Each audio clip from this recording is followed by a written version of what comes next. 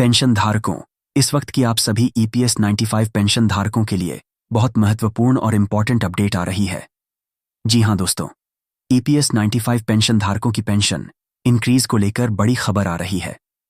EPS 95 बढ़ोतरी को लेकर बड़ी खबर, सभी पेंशन भोगियों को DA के साथ हर महीने रुपए 60,000 मिलेंगे।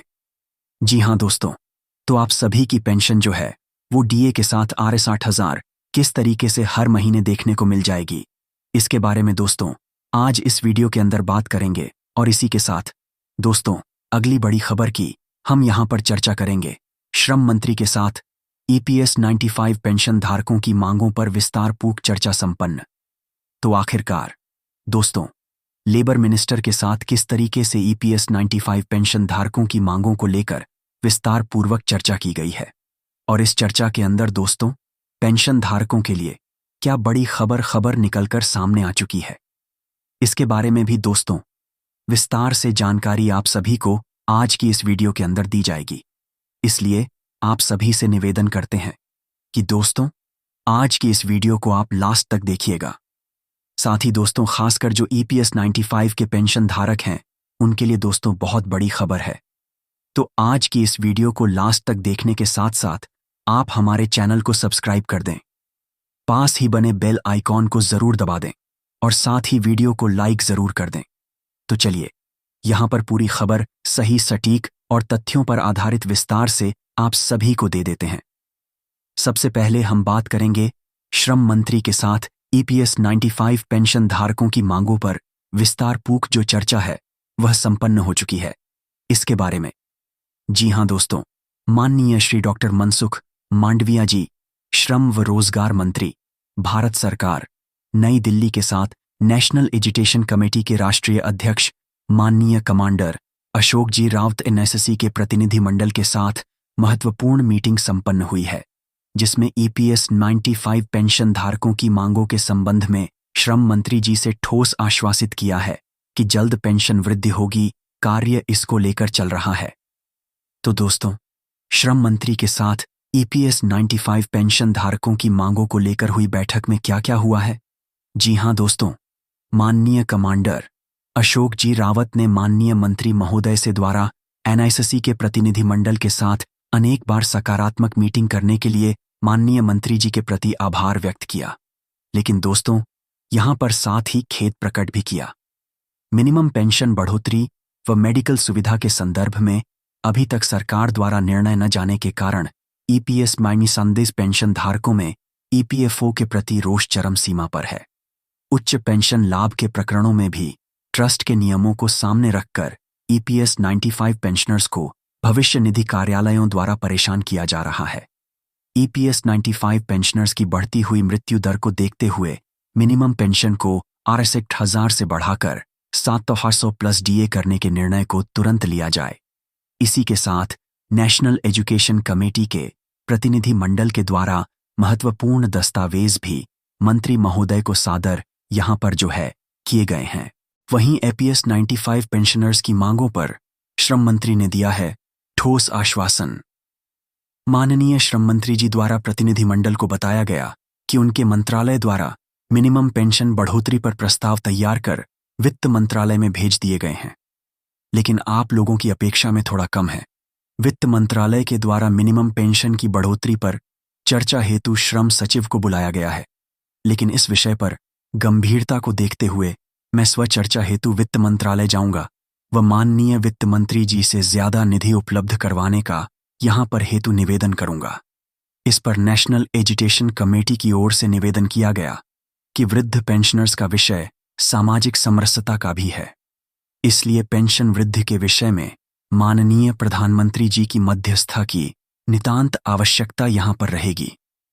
प्रतिनिधि मंडल द्वारा यह पूछे जाने पर कि पेंशन वृद्धि कब तक हो जाएगी, कृपया यह भी आप बताइए, तो माननीय मंत्री महोदय जी ने मुस्कुराते हुए कहा कि मैं व्यक्तिगत रूप से इस पर काम में लगा हुआ हूं।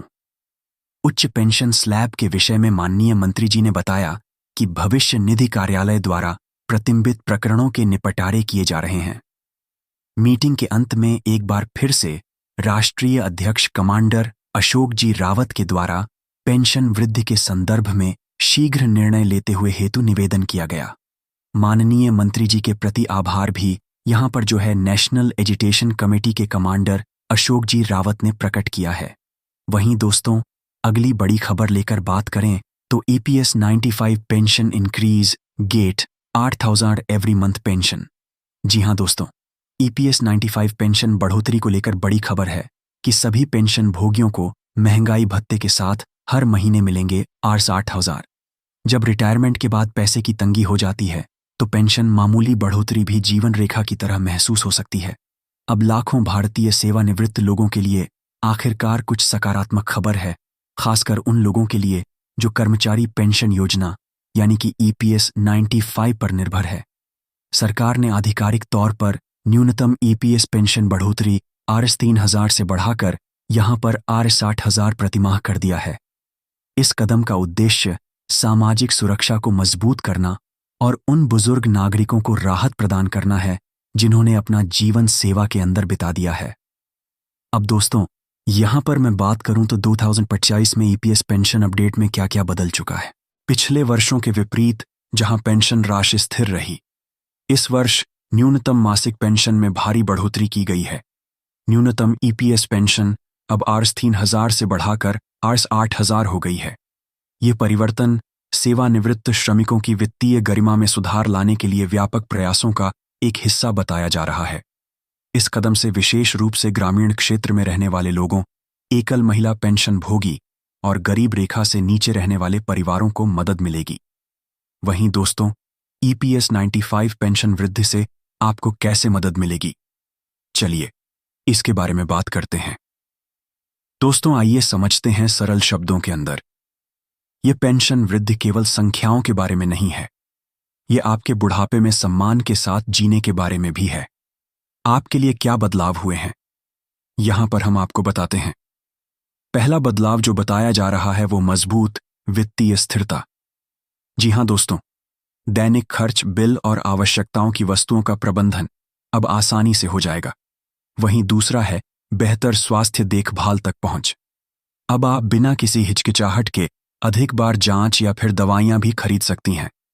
वहीं ग्रामीण घरों में सुविधाओं को लेकर बात करें तो इस वृद्धि से भारत के दूर दराज के इलाकों में रहने वाले पेंशन भोगियों को भी लाभ देखने को मिल जाएगा। वहीं महिलाओं के लिए बेहतर सुविधा को लेकर बात करें तो विशेष रूप से बुजुर्ग महिलाओं की जो कि आय के लिए पूरी तरह से पेंशन पर निर्भर रहती है, उनके लिए खुशखबरी है। वहीं शासन में विश्वास भी बढ़ता है तो सरकार समर्थित सहायक प्रणालियों में विश्वास भी दोस्तों मजबूत होता है। यानी कुल मिलाकर बात करें तो EPS 95 पेंशन वृद्धि से आपको मजबूत वित्तीय स्थिरता, बेहतर स्वास्थ्य देखभाल तक पहुंच, ग्रामीण घरों में सुविधा, महिलाओं के लिए बेहतर सुरक्षा और शासन में विश्वास वृद्धता है। यह मदद देखने को मिल जाएगी। वह पेंशन वृद्धि का परिवार और समाज पर प्रभाव को लेकर बात करें तो यह अपडेट सिर्फ सेवानिवृत्त लोगों के लिए अच्छी खबर नहीं है, उनके परिवार और व्यापक समाज के लिए दूरगामी लाभ होंगे। परिवार को वित्तीय राहत मिलेगी, पोते पोतियों के लिए शिक्षा अधिक सुलभ हो जाएगी। धन की कमी के कारण स्वास्थ्य सेवा में देरी अब नहीं होने वाली है। समुदाय में बुजुर्ग नागरिकों के प्रति सम्मान और गरिमा में भी यहां पर वृद्धि होगी।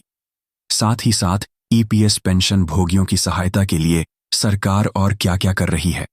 इन लाभों का सुचारू वितरण सुनिश्चित करने के लिए सरकार ने कई सहायक कदम हाल फिलहाल में आप सभी के लिए उठाए हैं और सहायक उपाय भी लागू किए हैं। नए पेंशन भोगियों के लिए ऑनलाइन आवेदन की सुविधा दे दी है। हर महीने समय पर पेंशन का भुगतान करने का भी सुनिश्चित किया गया है। पेंशन रिकॉर्ड में स्वचालित अपडेट होने को लेकर भी सुविधा लागू की गई है। इसी के साथ वरिष्ठ नागरिकों के लिए अतिरिक्त वित्तीय सहायता योजनाएं भी लगातार सरकार चला रही है, जो EPS पेंशन भोगियों के लिए सहायता के लिए यहां पर जो है बहुत महत्वपूर्ण कदम है। तो कुल मिलाकर EPS 95 पेंशन जो है अब आप सभी को महंगाई भत्ते के साथ Rs 8,000 तक देखने को मिल सकती है। इसे Rs 3,000 के न्यूनतम स्तर से बढ़ाकर Rs 8,000 तक किया गया है। और इसी के साथ अब 4 सूत्रीय मांगों को लेकर चल रही नेशनल एजुकेशन कमेटी की मुलाकात एक बार फिर से श्रम मंत्री से हो चुकी है। ईपीएस नंडफ पेंशन धारकों की मांगों पर विस्तार पूर्वक चर्चा की गई और इसके बाद बड़ा आश्वासन पेंशन धारकों को इस मीटिंग से देखने को मिल चुका है।